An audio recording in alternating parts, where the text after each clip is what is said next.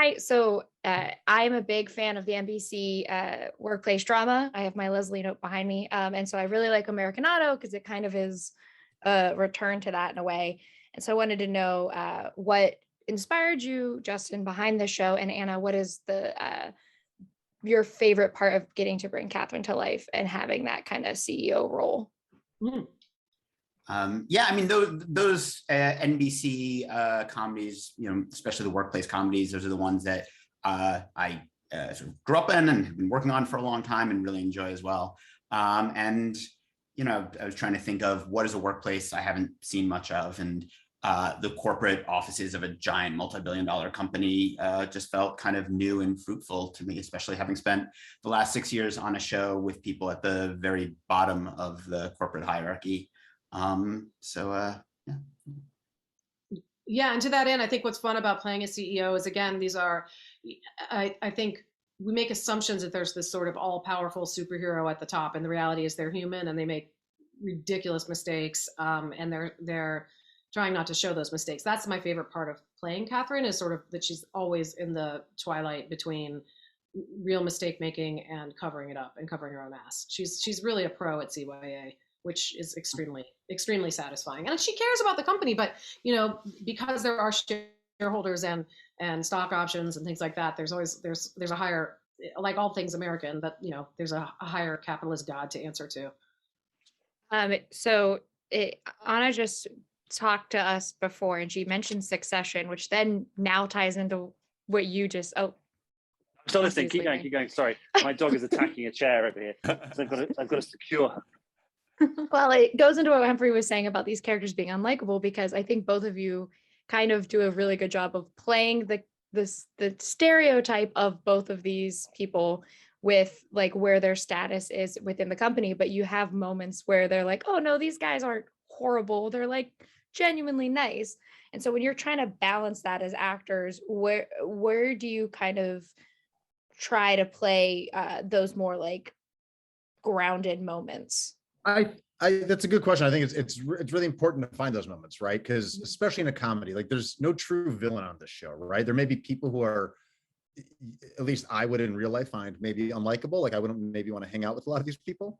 But I think the trick with it, specifically in sitcoms, and Justin's so good at doing this with the writing, is presenting these people as actual humans, right? So we're able to kind of like laugh along at the horribleness that they exist in, but they also, whether it's just pure id reaction or them being filter free, sometimes I think there's something that's kind of cathartic in that to watch, where they may not say things that we would want to say, but that feeling of they're saying what they want to say can kind of be like a fun feeling to watch.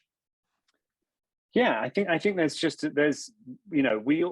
a humanity in watching people trying to do their best, and like I think these guys are often trying to do the right thing, but for sort of the wrong reasons.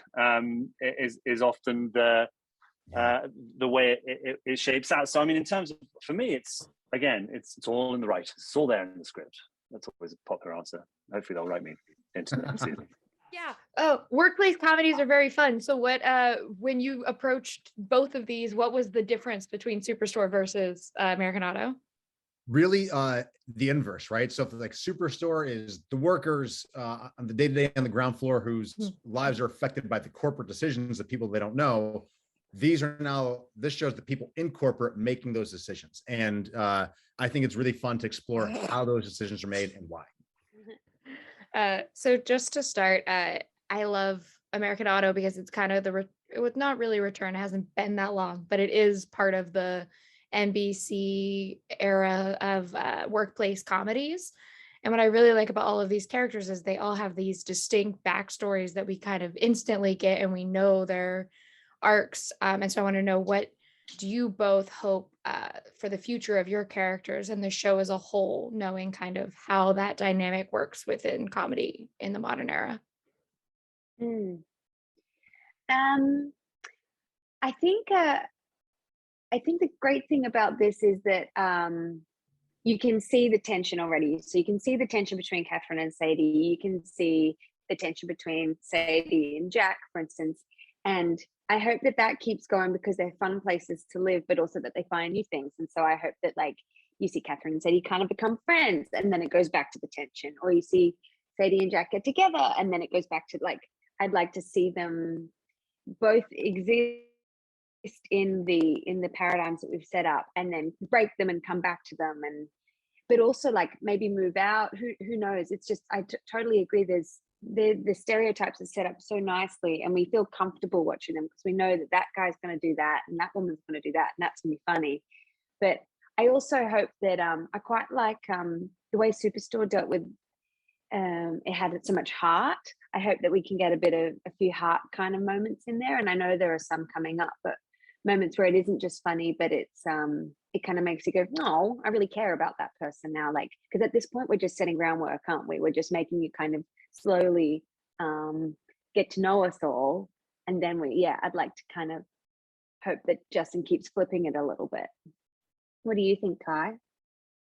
I just hope that we can stay on the air long enough that we can explore all these things. So that's my first hope, that we get a long enough run that we can actually explore all the different nuances of these characters. And I know Justin's an incredible writer, so I know he has things, for probably seasons and seasons for us to explore. In addition to that, I just hope that we stay grounded. And that's one of the things that I love most about this this job, in this particular job, this particular show, is that the characters, the world itself is grounded in reality. And we touch on, even in last episode on Tuesday, like we touched on very real things, but made it in the comedic manner. So I hope that we continue to touch on things that are very relevant. And I know we do later in the season, but I'm saying for seasons going forward, I hope we just continue to stay grounded and don't get too out there. And I think that's one of the things that makes this show so special. So hi, Rachel. Hi, Ed. I'm so proud of you. We're UCB babies, Michael. So Okay. I'll be quiet because we could talk all day.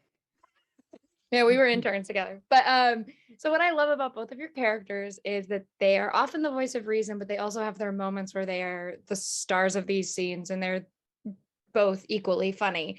And so when you're playing those kind of characters who are like, hey, like X, I loved when you were like, please don't put the pens on the table. No one's going to use my, I have to put them all away.